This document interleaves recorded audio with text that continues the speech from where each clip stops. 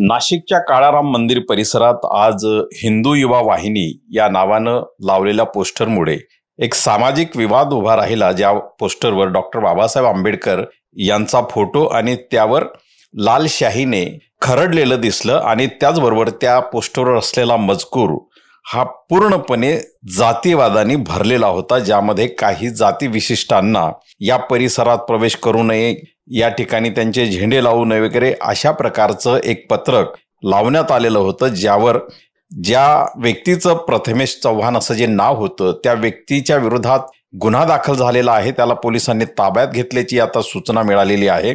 काही सूत्रांनी असं सांगितलं की ज्याला ताब्यात घेतलेला आहे तो अल्पवयीन आहे अशा प्रकारचं त्या ठिकाणी, परंतु पोस्टरमध्ये ते नाव सर्वत्र पसरलेलं आहे. त्यामुळे त्या ठिकाणी नाशिकच्या काळाराम मंदिर परिसरामध्ये मोठ्या प्रमाणावर आंबेडकरी समाज आणि मोठ्या प्रमाणात त्या ठिकाणी एकवटलेला आहे. त्या ठिकाणी जवळपास मोर्चा सदृश्य परिस्थिती आहे आणि काळाराम मंदिर संस्थानाच्या बाजूला देखील त्या ठिकाणी मग निळे झेंडे आणि पिवळे झेंडे हे लावण्यात आलेलं आहे. मंदिर प्रशासनाने त्या संदर्भातली भूमिकाही घेतलेली आहे आणि पोलिसांनी या संदर्भात एक सामंजस्याची भूमिका घेतल्याचं त्या ठिकाणी उपस्थित असलेले कार्यकर्त्यांनी प्रत्यक्षात रिपोर्ट केलेला आहे.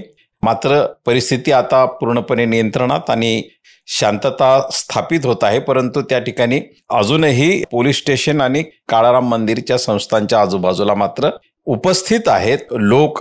अजूनही घोषणा वगैरे दिल्या जात आहेत आणि परिस्थिती मात्र नियंत्रणात आहे, अशी आमच्या सूत्रांकडून मिळालेली माहिती आहे.